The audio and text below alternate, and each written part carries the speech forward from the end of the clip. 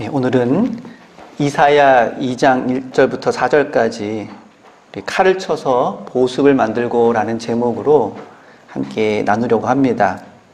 오늘 이 본문을 읽으면서 머릿속에 떠오르는 표어가 하나 있었습니다. 세계는 서울로, 서울은 세계로 라고 하는 표어인데요. 혹시 이 표어가 언제 나온 표어인지 기억하십니까? 88 서울올림픽의 대표적인 표어였습니다. 전 세계인이 서울에 모여서 평화의 축제를 연다는 그런 의미로 제정된 이 표현은 지금 들어도 감동적인 말이 아닐 수가 없습니다. 정말 많은 사람들이 서울뿐만 아니라 한 곳에 모여서 서로 우정을 나누고 평화와 화해를 도모하는 것, 이것이 아마 모든 사람들이 바라는 그런 이상적인 모습이 아닐까 합니다. 앞으로 몇 달 있으면 일본에서 올림픽이 열린다고 하지요. 이 올림픽 정신이 담고 있는 것 중에 가장 중요한 것이 바로 평화인데, 여기에 대해서 우리 본문과 관련해서 잠시 생각을 해보게 되었습니다. 그런데 언제나 이상과 현실은 좀 다른 면이 많이 있습니다. 1896년에 쿠베르탱 남작이 주창해서 시작된 이 근대 올림픽 경기가 지금까지 약 120여 년 지속되어 왔습니다. 세계 평화의 증진이라는 슬로건을 걸고 또 4년에 한 번씩, 그리고 하계올림픽과 동계올림픽 등 많은 경기를 지금까지 진행해 왔는데, 정말 그들이 바라는 것처럼 세계 평화가 증진이 되었을까, 이런 생각을 해보면 여러 가지 의문이 들기도 하고 또 안타까운 그런 일들이 많았던 것이 사실입니다. 그 기간 동안 두 차례 세계대전도 있었고, 한국 전쟁을 비롯해서 세계 곳곳에 그런 국지전과 또 내전, 영토 분쟁, 쿠데타 등등이 끊임없이 벌어지고 있습니다. 많은 사람들이 이러한 평화를 추구하고 있는데, 왜 세상의 현실은 이 평화와는 거리가 먼지 참으로 안타까울 때가 많이 있습니다. 오늘 본문은 한마디로 말해서 이사야가 말하는 세계 평화의 비전이라고 할 수 있습니다. 성경에서는 이미 그런 한 나라의 평화뿐만이 아니라 모든 열방과 만국이 평화롭게 지내는 이상에 대해서 이미 여러 차례 선포한 바가 있습니다. 2장 1절에 보시면 유다와 예루살렘에 관한 말씀이라고 오늘 이 예언의 대상이 누구인지를 분명히 말을 하고 있습니다. 근데 1장에서도 유다와 예루살렘에 관한 계시의 말씀이다 라고 표방을 하고 있습니다. 대상은 같은데 분위기가 좀 다릅니다. 1장에서는 하나님을 버리고 죄악으로 가득한 유다와 예루살렘에 대해서 책망의 말씀과 심판의 말씀을 전하고 있습니다. 그런데 2장에서는 그러한 유다와 예루살렘의 죄악이 다 깨끗하게 되어서 새롭게 된 유다와 예루살렘에 하나님의 온전한 통치가 이루어지고, 그리고 그곳에서부터 세계의 평화가 이루어질 수 있을 것이라는 그런 비전의 말씀을 선포하고 있습니다. 2장 2절은 그것을 한마디로 말해서 세계는 예루살렘으로 라는 표어로 말할 수 있을 것입니다. 2장 2절에 보시면 만일의 여호와의 전의 산이 모든 산 꼭대기에 굳게 설 것이요 모든 작은 산 위에 뛰어나리니 만방이 그리로 모여들 것이라. 세계 많은 선수들이 올림픽을 개최하는 국가에 모여드는 것처럼 세계 만민이 예루살렘에 모여든다는 그런 말입니다. 그리고 그들이 모여드는 그 이유 중에 하나도 평화를 위해서라고 본문은 말하고 있습니다. 3절에서는 그 이유에 대해서 율법이 시온에서 나오고 여호와의 말씀이 예루살렘에서 나오기 때문이라고 말합니다. 구원의 길인 율법과 여호와의 말씀이 시온 곧 예루살렘에 있기 때문에 거기에 많은 사람들이 모여들게 된다는 것입니다. 여호와의 전의 산은 시온산을 가리킵니다. 시온산은 예루살렘 남서쪽에 있는 자그마한 산입니다. 그런데 그 산에 유대 임금의 무덤과 다윗 왕의 무덤이 자리를 잡고 있습니다. 그래서 이 시온산은 매우 상징적인 의미로 단순한 지명을 가리키는 것이 아니라 예루살렘을 가리키기도 하고 또 유다 전체를 가리키는 말로 성경에서는 사용되고 있습니다. 그런데 앞장에서 보면 이 예루살렘이 죄로 가득한 성읍이라고 해서 책망을 받고 있습니다. 백성들을 착취하고 또 부패하고 불의한 그런 고관들이 가득한 이 예루살렘은 결국은 패망할 수밖에 없다, 이렇게 말하고 있습니다. 하지만 그러한 조치는, 그러한 심판은 하나님께서 예루살렘을 버리신 것이 아니라 예루살렘을 새롭게 하기 위한 과정이었다고 이 장에서는 말하고 있습니다. 예루살렘을 정결하게 하시고 깨끗하게 하셔서 새로운 시온, 새로운 예루살렘을 만드는 과정이라는 말입니다. 그리고 그렇게 새로워진 시온과 새로워진 예루살렘에 만방이 모여들 것이라고 이 장에서는 말하고 있습니다. 그곳에 모인 사람들은 이제 무엇을 하게 될까요? 하나님의 말씀과 율법을 자신들의 삶의 기준으로 삼고 그 하나님의 뜻에 기꺼이 순종하게 된다는 비전을 말하고 있습니다. 다른 말로 온전한 하나님의 통치가 이루어진다는 것입니다. 그리고 그렇게 될 때에 4절에서 말하는 것처럼 진정한 세상의 평화가 이루어진다라고 말합니다. 우리 2장 4절을 한번 보시기 바랍니다. 그가 열방 사이에 판단하시며 많은 백성을 판결하시리니 무리가 그들의 칼을 쳐서 보습을 만들고 그들의 창을 쳐서 낫을 만들 것이며 이 나라와 저 나라가 다시는 칼을 들고 서로 치지 아니하며 다시는 전쟁을 연습하지 아니하리라. 종말에 하나님의 뜻이 이루어질 때에 온 세상 사람들이 그동안은 서로 칼과 창을 겨누며 전쟁과 또한 피와 사륙의 역사를 이어왔는데 이때에는 전쟁 연습조차 하지 않는 온전하고 완벽한 평화가 이루어질 것이라는 말씀을 전하고 있습니다. 그리고 그 중심에 시온, 곧 예루살렘이 자리를 잡고 있을 것이라는 그런 말씀입니다. 이러한 이사야의 예언과 똑같은 예언을 동시대의 예언자인 미가도 말하고 있습니다. 미가서 4장 1절부터 3절에서는 이 말씀이 똑같이 반복이 되고 있습니다. 이것은 그 당시에 선지자들이 전한 메시지 가운데 이 평화에 대한 비전이 얼마나 중요한 것인지를 우리에게 보여주고 있습니다. 그 당시 현실은 아수르나 바벨론 같은 그런 큰 나라들의 세력 다툼 속에서 작은 나라들이, 그리고 그 백성들이 굉장히 큰 어려움을 당하는 그러한 시대였습니다. 많은 사람들은 생명의 위협을 받기도 하고 삶은 피폐해지는 그러한 모습의 연속이었습니다. 또한 부패하고 불의한 예루살렘과 유다는 내부적으로 이미 붕괴하고 있었고 또 그에 맞춰서 주변 강대국의 침략으로 인해서 한 치 앞도 알 수 없는 불안하고 두려운 나날이었습니다. 이러한 현실 속에서 이사야나 미가가 선포한 이러한 평화는 어떻게 보면 실현 불가능해 보이는 이상주의에 불과해 보일 수도 있었습니다. 실제로 유다는 주전 586년에 바벨론에 의해서 멸망을 당했고 예루살렘 성전은 파괴되었습니다. 많은 성전 기물들을 바벨론은 빼앗아가 버렸고 또 유다 백성들을 포로로 끌고 갔습니다. 현실은 이러한데 이사야나 또 미가 선지자가 말한 이 평화는 허무맹랑한 그리고 하나마나한 소리처럼 들릴 수도 있었다는 것입니다. 그런데 당시 사람들은 이 이사야와 미가가 전한 심판의 예언도 믿지 않았습니다. 하나님께서 불의가 가득한 너희를 심판하실 것이고 너희들은 패망할 것이다. 바벨론의 포로로 끌려갈 것이다 라고 분명히 말했는데 그 당시 사람들은 이조차도 믿지 않았던 것입니다. 그런데 그 일이 이루어졌습니다. 그렇다면 이렇게 파괴되고 포로로 끌려가 버린, 그렇게 패망해버린 유다에 관한 회복의 말씀 또한 장차 이루어진다는 것을 의미합니다. 심판의 말씀이 이루어졌으니 회복의 말씀도 이루어진다는 것입니다. 그렇다면 과연 그것이 이루어졌을까요? 결론부터 말씀드리자면 반은 이루어졌고 반은 이루어지지 않았습니다.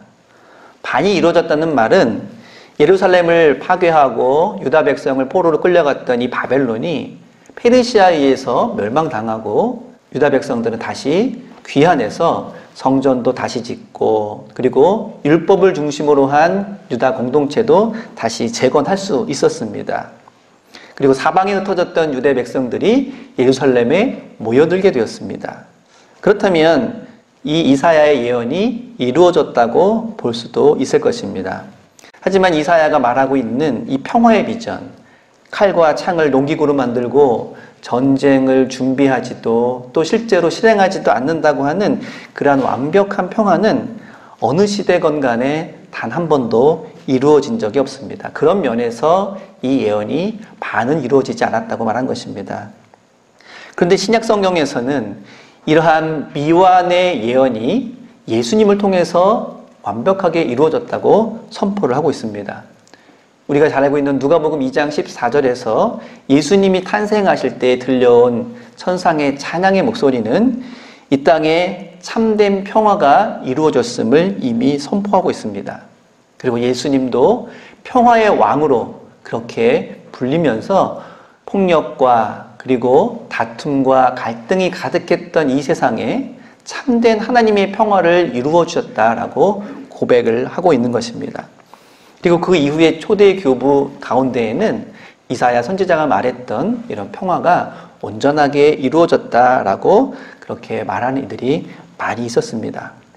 자, 여기까지만 보면 이사야 선지자와 미가 선지자의 이러한 평화에 대한 염원과 그리고 그러한 비전은 예수님을 통해서 이루어졌다라고 결론을 내고 끝낼 수도 있을 것입니다. 하지만 안타깝게도 그 이후에 이어지는 초대 교회와 그리고 로마 제국의 국교가 된 기독교, 그리고 유럽의 기반이 된 그 교회 안에서 예수님과 그리고 초대교회에 이루어졌다고 보았던 이 평화가 지속되지 않았다는 것을 우리는 보게 됩니다. 로마 제국의 국교가 되고 유럽 사회의 기득권 세력이 된 이 기독교는 그 막강한 영향력으로 세계 평화를 이룰 수 있는 그러한 힘과 기회를 얻었을지도 모릅니다. 하지만 실제는 오히려 후퇴된 모습을 보여주고 말았습니다.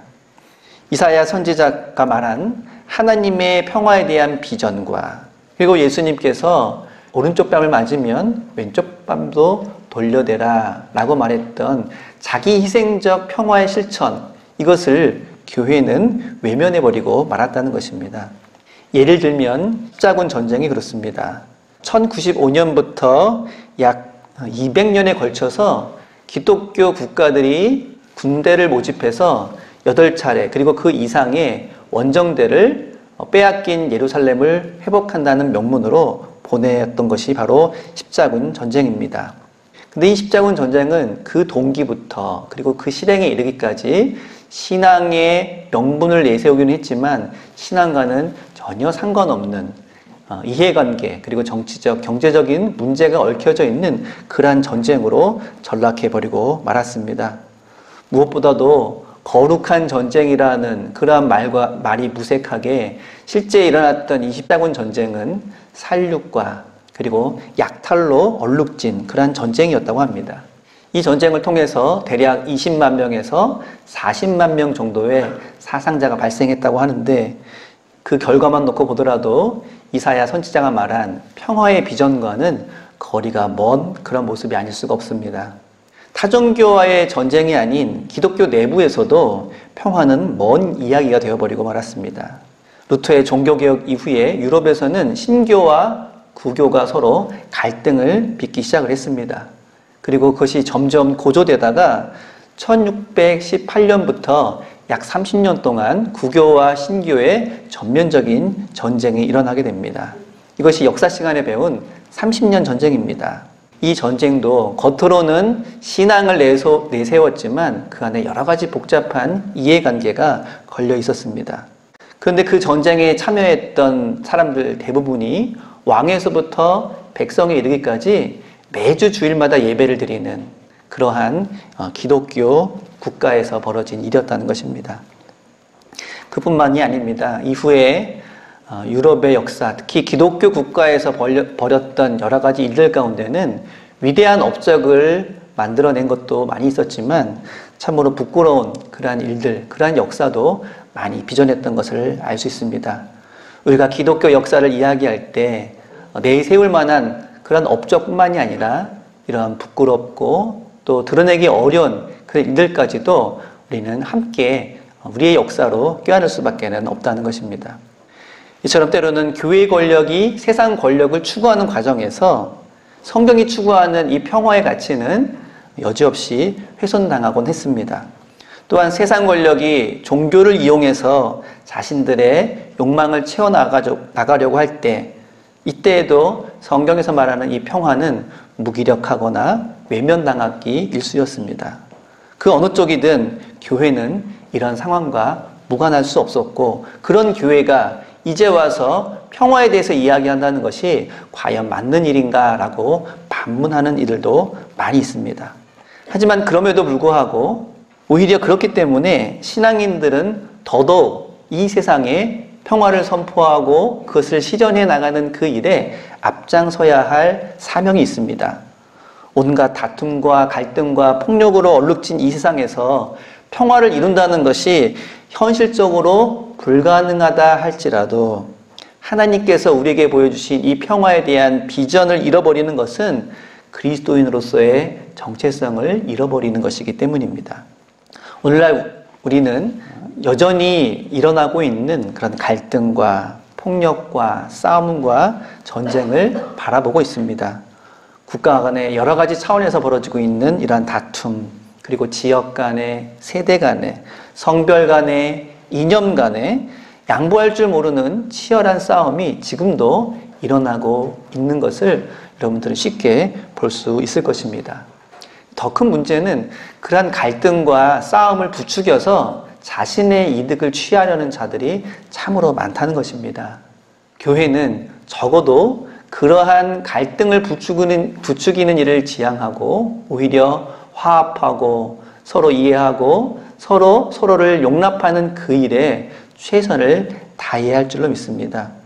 때로는 그와 반대되는 모습으로 안타까움을 전해주기도 하고 또 교회의 본분을 망각할 때도 있지만 그럴수록 오히려 더 이 세상의 평화를 이루기 위해서 최선을 다하는 것, 이사야가 선포한 이 평화의 비전을 우리의 삶의 사명으로 여기고 살아가는 것, 이것이 우리에게는 반드시 필요한 사명일 뿐만 아니라 오늘 어버이 주일을 맞이했는데 세상의 모든 부모들이 자녀들에게 물려줘야 할 세상은 그러한 다툼과 갈등의 세상이 아닌 평화와 화해와 협력의 세상이 되어야 하기 때문입니다. 그러나 그것은 말로만 선포하는 비전이어서는 안 됩니다. 오늘 본문에 율법이 나오는 시온, 그리고 하나님의 말씀이 나오는 이 예루살렘에 만방의 사람들이 모여드는 것처럼 교회가 먼저 평화를 실천하고 평화를 이루어가는 모습을 보임으로 인해서 세상 사람들이 그 평화를 구하기 위해 이 교회에 모여드는 모습이어야 한다는 것입니다. 다른 말로 하면 교회야말로 평화를 연습하고 평화를 실천해 나가는 그러한 장이 되어야 한다는 것이고 우리 모두는 그러한 사명을 감당하는 그러한 책임과 과제가 있다고 하는 것입니다. 물론 과연 그런 날이 올까? 이 세상에 그리고 교회를 중심으로 평화가 이루어지는 그러한 종말이 과연 언제쯤 올까 의구심이 들 수도 있습니다. 하지만 그날은 예수님께서 말씀하신 자기 희생적인 실천을 이루는 바로 그날에 이루어진다는 것을 우리는 알 수 있습니다. 우리의 삶에, 우리의 교회에, 그리고 이 세상에 그날이 속히 올 수 있기를 바랍니다. 우리가 먼저 희생하고 헌신하고 주님의 평화를 이루기 위해서 최선을 다하는 그때야말로 바로 이사야가 말한 종말과 말일일 것이기 때문입니다. 그렇다면 지금 이 시간, 이 순간이 바로 평화를 이루어야 하는 우리가 감당해야 되는 시간인 줄로 믿습니다. 그 일에 최선을 다하여 우리에게 맡겨진 사명을 감당할 뿐만 아니라 우리 이후에 신앙생활하게 될 우리 자녀들에게 보다 평화로운 그러한 모습을 유산으로 물려줄 수 있는 그러한 우리 모든 신앙인들이 되기를 기도합니다. 기도하겠습니다.